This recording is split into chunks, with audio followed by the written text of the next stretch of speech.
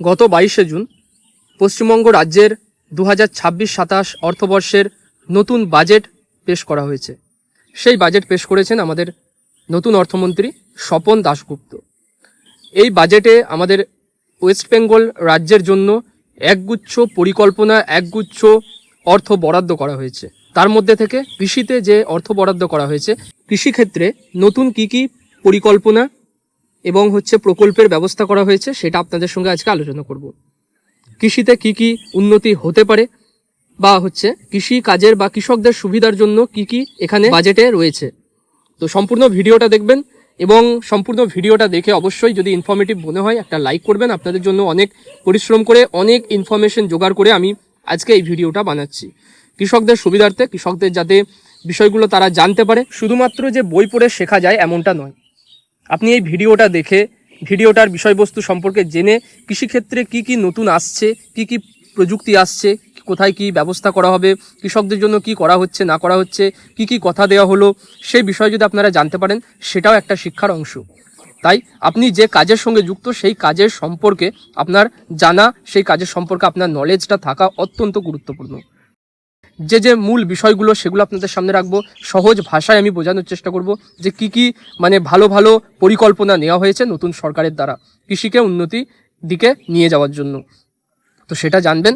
আর চ্যানেলে যদি নতুন হন, কৃষিকাজ সম্পর্কে জানতে, আলু, ধান, তিল এইসব সম্পর্কে আপডেট পেতে হলে, এদের দাম, এছাড়াও বিভিন্ন ফসল বীমা এবং কৃষকদের যে প্রকল্পগুলো রয়েছে এগুলো সম্পর্কে জানতে হলে আমাদের এগ্রি সাপোর্ট অ্যান্ড অ্যাডভাইস চ্যানেলটা সাবস্ক্রাইব করবেন আর ভিডিওগুলোকে লাইক করবেন, চাষি বন্ধুদের মধ্যে ভিডিওগুলোকে ছড়িয়ে দেবেন। এটুকুই অনুরোধ করে আজকের ভিডিওটা আমি শুরু করছি। ভিডিওর এই পর্বে আমরা আলোচনা করব কৃষি বিভাগের জন্য কত টাকা বরাদ্দ করা হয়েছে। 2026-27 অর্থবর্ষের নিট বাজেট বরাদ্দ হয়েছে কৃষিকাজের জন্য 8,565 কোটি টাকা। 8,565 কোটি টাকা। এখানে ইনক্লুড কি থাকছে? পিএম কিষানের টাকা ইনক্লুড থাকছে। পিএম কিষানের টাকার পরেও সরকার, আমাদের রাজ্য সরকার যে 3,000 করে আরও বাড়তি করে কৃষকদেরকে টাকা দেবে, 3,000 করে আরও বোনাস দিচ্ছে, সেই টাকাটা ইনক্লুড রয়েছে। বিভিন্ন সেচ পরিকল্পনা, বিভিন্ন যে জায়গায় হয়তো চাষের জমি রয়েছে অথচ চাষ হয় না, সেখানে সেই খাদের জন্য কিছু টাকা বরাদ্দ রয়েছে।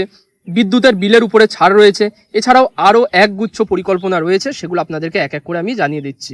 প্রথমেই যে বিষয়টার উপরে এখানে জোর দেওয়া হয়েছে সেটা হচ্ছে সরকারি সহায়তা, কৃষকদেরকে ডাইরেক্ট সরকারি অর্থ প্রদান। সেটা কি? সেটা হচ্ছে পিএম কিষাণ সম্মান নিধির জন্য কৃষকদেরকে 6,000 করে টাকা দেওয়া হতো, সেই 6,000 টাকাটা বর্তমানে দেওয়া হবে এবং তার সঙ্গে আরও কিন্তু 3,000 টাকা করে আমাদের রাজ্য সরকার কৃষকদেরকে রাজ্য টপ আপ দেবে। রাজ্য টপ আপ মানে এটাকে তারা একটা নামকরণ করেছে যে রাজ্য টপ আপ, অর্থাৎ অন্যান্য রাজ্যের, ভারতবর্ষের সমস্ত যে রাজ্যগুলো রয়েছে সেখানে কৃষকরা পিএম কিষানের টাকা পায় 6,000 করে, আর পশ্চিমবঙ্গের কৃষকরা টাকা পাবে মোট 9,000 টাকা, অর্থাৎ 6,000 টাকা পিএম কিষানের টাকা, আর আমাদের রাজ্য সরকার দেবে আরও বাড়তি 3,000। এরপর থেকে কিন্তু সেটা লাগু করা হবে বা চালু করা হবে। এবারে দেওয়া হয়নি, এবারে 2,000 করে মোট 6,000 টাকায় দেওয়া হয়েছে, কিন্তু পরবর্তী থেকে আপনাদেরকে মোট 9,000 দেওয়া হবে, 3,000 করে মোট 9,000। আমার তো মনে হচ্ছে কৃষকদের লোকসান হয়েছে।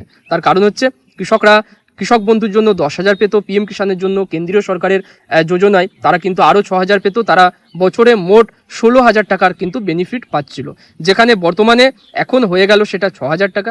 এখন বলা হচ্ছে নাকি আরও 3,000 করে বাড়তি দেওয়া হবে। যদি দেওয়া হয় সেক্ষেত্রে হয়তো কৃষকরা মোট 9,000 টাকা পাবে, অর্থাৎ কৃষকদের কিন্তু একদম চোখের দেখা 7,000 করে তাদের যে ভর্তুকি বা আর্থিক সহায়তা ছিল সেটা তাদের ঘাড় থেকে কাটা গেল।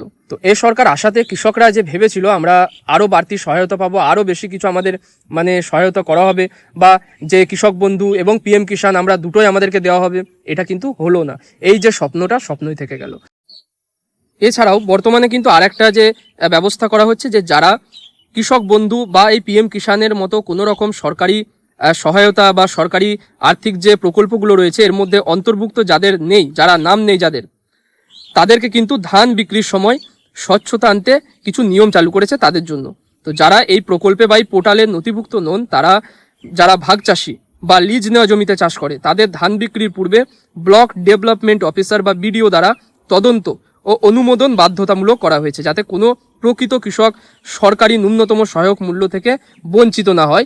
এই বাজেটে কৃষকদের জন্য সবচেয়ে যেটা ভালো কাজ হয়েছে আমি বলবো সেটা হচ্ছে ন্যূনতম ধানের উপরে যে সহায়ক মূল্যটা ছিল 2900 টাকা প্রতি কুইন্টাল, সেই যে ধানের উপরে এমএসপি ছিল, সেটা সরকারি সহায়ক মূল্যে যে ধান কেনা হতো সেটাকে 200 টাকা করে প্রতি কুইন্টালে বাড়িয়ে দেওয়া হয়েছে। কৃষকদের কিন্তু ধান বিক্রিতে যে টাকা তারা পাচ্ছিল তার চেয়ে বর্তমানে আরও 200 টাকা করে বেশি পাবে প্রতি কুইন্টালে। ধান চাষিদের জন্য এমএসপি বৃদ্ধি। ক্ষুদ্র প্রান্তিক চাষিদের উৎসাহিত করতে খারিফ মরশুমে সরাসরি ধান সংগ্রহের সময় ন্যূনতম সহায়ক মূল্য বা এমএসপির উপরে প্রতি কুইন্টালে অতিরিক্ত 200 টাকা রাজ্য সরকারের পক্ষ থেকে ইনসেন্টিভ বা প্রণোদনা দেওয়া হবে। এর ফলে রাজ্য সরকার প্রতি কুইন্টাল ধান সরাসরি কৃষকদের কাছ থেকে 3100 টাকা মূল্যে ক্রয় করবে। এটা একটা বড় সুখবর। সরকারি সহায়ক মূল্যে যে ধান কেনা হতো সেটাতে কিছুটা টাকা তাদের বাড়িয়ে দেওয়া হলো। আচ্ছা, ধান চাষিদের জন্য তো কিছুর হলো, আলু চাষিরা হয়তো বসে বসে ভাবছেন যে আমাদের জন্য কি কিছু নেই। তো আলু চাষি যারা রয়েছেন, আলুর দর পতন রুখতে এভাবে যে দামগুলো নেমে নেমে যাচ্ছে, সেই জন্য আলু সংগ্রহের সময় প্রতি কুইন্টালে অতিরিক্ত 200 টাকা করে ভর্তুকি সরকার আলু চাষিদের দেবে। অর্থাৎ বিগত সরকার যে টাকাটা দিচ্ছিল প্রতি কুইন্টালে, সেই টাকার উপরে আরও 200 টাকা করে বাড়িয়ে দেওয়া হয়েছে। এবং পরবর্তীকালে যখন আবার নতুন করে কৃষকরা আলু চাষ করবে, আলু যখন উঠবে, এই সরকার যখন আলু কিনবে, সেই টাকাটা কিন্তু আরও 200 টাকা করে কুইন্টালে বাড়িয়ে দেওয়া হবে। তাহলে কৃষকদের কিন্তু একটা বড় সুবিধা হলো বলে আমি মনে করছি এই পয়েন্টে।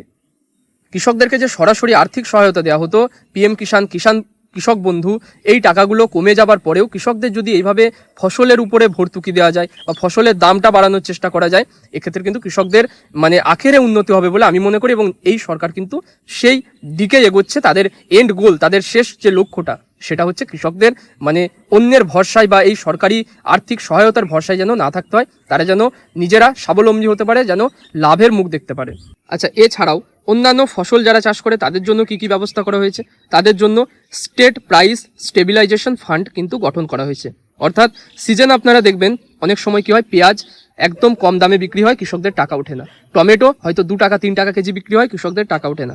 এছাড়াও আলু, ডাল, তৈলবীজের মতো অতি প্রয়োজনীয় ফসলের বাজার দর স্থিতিশীল রাখতে বা একটা নির্দিষ্ট জায়গায় যাতে তারা বিক্রি করতে পারে, একটা নির্দিষ্ট দামে যাতে বিক্রি করতে পারে, সেজন্য 100 কোটি টাকার প্রাথমিক fund, state price stabilisation fund তৈরি করা হয়েছে। এই ফান্ডটি প্রধানমন্ত্রী অন্নদাতা আয় সংরক্ষণ অভিযান এর সাথে যৌথভাবে পরিচালিত হবে এবং মূল্য বৃদ্ধির যে চক্রান্ত সেটাকে রুখতে সাহায্য করবে এবং যাতে বাজার দরটা হঠাৎ করে নেমে না যায় সেটার দিকেও নজর রাখবে। আচ্ছা, অনেকে জানতে চাইছিলেন যে বাংলা শস্য বীমা বা বিএসবি নামে যে একটা প্রাথমিক বীমা চলতো, তার কি হলো?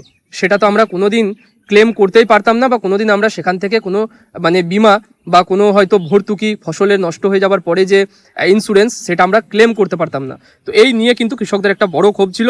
তো সেটা সমস্যার সমাধান হয়েছে 2026 সালে। এখন থেকে আমাদের যে খারিফ মরশুম থেকে রাজ্য সরকার কেন্দ্রীয় প্রধানমন্ত্রী ফসল বীমা যোজনা বা PMFBY পুনরায় চালু করার সিদ্ধান্ত নিয়েছে। এই নতুন ব্যবস্থার আওতায় প্রধান 16টি ফসলকে সম্পূর্ণ সুরক্ষা কবচের অধীনে আনা হয়েছে। কেন্দ্রীয় ডেটাবেস এবং জিপিএস ভিত্তিক ড্রোন প্রযুক্তির মাধ্যমে ফসলের ক্ষয়ক্ষতি কতটা কি হয়েছে সেটা দেখে সরকার সরাসরি কৃষকদের অ্যাকাউন্টে ক্ষতির যে আর্থিক সুবিধা, ফসলের যে ক্ষতি হয়েছে সেজন্য যে সরকারি সহায়তা দেওয়া হবে, সেটা তাদের অ্যাকাউন্টে সরাসরি পৌঁছে যাবে। এছাড়াও আর কি কি সুবিধা নেওয়া হয়েছে বা আর কি কি সুবিধা কৃষকদের জন্য করা হয়েছে না, ডিজিটাল কিষাণ ক্রেডিট কার্ড ও ULI পোর্টাল। এটা কি করা হয়েছে? কৃষকরা যাতে দালালের খপ্পরে না পড়ে সরাসরি ব্যাংক থেকে কৃষি ঋণ পায়, সেজন্য রাজ্য সরকার ভারতীয় রিজার্ভ ব্যাংকের সাথে একযোগে RBI ইউনিফাইড লেন্ডিং ইন্টারফেস বা ULI সুবিধাযুক্ত ডিজিটাল ক্রেডিট কার্ড তারা কিন্তু চালুর ঘোষণা করেছে, ডিজিটাল কিষাণ ক্রেডিট কার্ড। এর ফলে কি হবে যে সরকার সরাসরি কিন্তু যে 15 দিনের মধ্যে কৃষি ঋণ দেওয়ার নিয়ম ছিল, সেটা বর্তমানে 15 মিনিটে নেমে আসার সম্ভাবনা রয়েছে। সহজেই কৃষকরা কৃষি ঋণ পাওয়ার একটা সুবিধা কিন্তু পাচ্ছে। এরপরে স্মার্ট কৃষি অ্যাপ এবং মোবাইল ল্যাব এটা চালু করা হয়েছে। আপনারা পঞ্চায়েতের মাধ্যমে মাটি পরীক্ষা করাতে পারবেন, মাটির স্যাম্পেল দিয়ে এসে সেই মাটিতে কি কি অভাব রয়েছে সেগুলো জানতে পারবেন। তো তার একটা ব্যবস্থা করা হয়েছে মাটি পরীক্ষার জন্য। এছাড়াও কিন্তু সরকার স্মার্ট কৃষক মোবাইল অ্যাপ চালু করছে, যাতে করে যদি আপনার ফসল চাষের ক্ষেত্রে কোনো রোগবালাই বা আবহাওয়ার আগাম পূর্বাভাস জানতে হয়, সেক্ষেত্রে কিন্তু আপনারা সেখান থেকে একটা সুবিধা পাবেন। তো এই বিষয়টা কিন্তু কৃষকদের জন্য একটা বড় সুবিধা করবে বলে মনে করা হচ্ছে। এছাড়াও সেচ পরিকাঠামো এবং আধুনিকরণ ও জলসম্পদ ব্যবস্থাপনা। তো এখানে কৃষকদের জন্য কি সুবিধা হয়েছে না, পশ্চিমবঙ্গের উত্তর ও দক্ষিণ অঞ্চলের আমাদের অর্থাৎ দার্জিলিং, কালিম্পং, জলপাইগুড়ি এই এলাকায় আপনারা দেখবেন যে ভৌগোলিক অবস্থানের জন্য সেচ ব্যবস্থার কিন্তু খুব সমস্যা হয়, বা অনেক সময় কি হয় অতিবৃষ্টিতে বন্যায় ফসলের নষ্ট হয়। আপনারা অনেকে জানেন আলু কিন্তু এবছর বন্যায় বহু নষ্ট হয়েছে আমাদের উত্তরবঙ্গের কৃষকদের। তো সেটা রুখতে কিন্তু আমাদের নতুন সরকার একটা পরিকল্পনা করছে, যেটার দ্বারা কোচবিহার, জলপাইগুড়ি, দার্জিলিং এবং উত্তর দিনাজপুর জেলার প্রায় 3.42 লাখ হেক্টর যে অনাবাদি বা অর্ধ অনাবাদি যে কৃষি জমি রয়েছে সেগুলোকে সেচভুক্ত করতে তিস্তা ব্যারেজ প্রকল্পের অধীনে 11,000 কোটি টাকা বরাদ্দ তারা করেছে। এই মেগা প্রজেক্টটি বাস্তবায়িত হলে উত্তরবঙ্গের কৃষি বিপ্লব ত্বরান্বিত হবে। এছাড়া অতিবৃষ্টি এবং বন্যার সময় মাঠের যে ফসল নষ্ট হয় সেটার জন্য আলাদাভাবে আরও 200 কোটি টাকা বরাদ্দ করেছে পশ্চিমবঙ্গ সরকার। আর সবচেয়ে বড় যেটা চমক সেটা হচ্ছে আমরা যারা সাবমার্সিবলের জলে কৃষি কাজ করি, অর্থাৎ পাম্প চালানোর খরচের জন্য আমাদের যে কারেন্ট বা ইলেকট্রিসিটি বিল আসে, তো সেই বিলের উপরে কিন্তু একটা বড় ছাড় দেওয়া হয়েছে। কি ছাড় না, কৃষিকাজে জলসেচে ব্যবহৃত সাবমার্সিবল পাম্প ব্যবহারকারীদের প্রতি ইউনিট বিদ্যুৎ খরচে 2 টাকা হারে সরকারি ভর্তুকি প্রদান করবে, অর্থাৎ এক ইউনিটে 2 টাকা করে ছাড় দেওয়া হবে বলা হচ্ছে, যা ক্ষুদ্র চাষিদের পকেট থেকে সেচের যে অতিরিক্ত খরচ সেটা অনেকটা বাঁচিয়ে দেবে। কৃষির উপরে যে বিষয়গুলো ছিল আপনাদেরকে আমি জানিয়েছি। ভিডিওটা যদি সম্পূর্ণটা দেখে থাকেন, অনেকটা লম্বা হলো, হয়তো আপনারা ধৈর্য ধরে দেখেছেন, তার জন্য অসংখ্য ধন্যবাদ। আর ভিডিওটা অবশ্যই ভালো লাগলে, ইনফরমেটিভ মনে হলে একটা লাইক করবেন, চ্যানেলটা সাবস্ক্রাইব করবেন পরবর্তীতে চাষবাস সম্পর্কিত বা আলুর, ধানের দাম এবং কৃষি সম্পর্কে আরও জাগ্রত হওয়ার জন্য।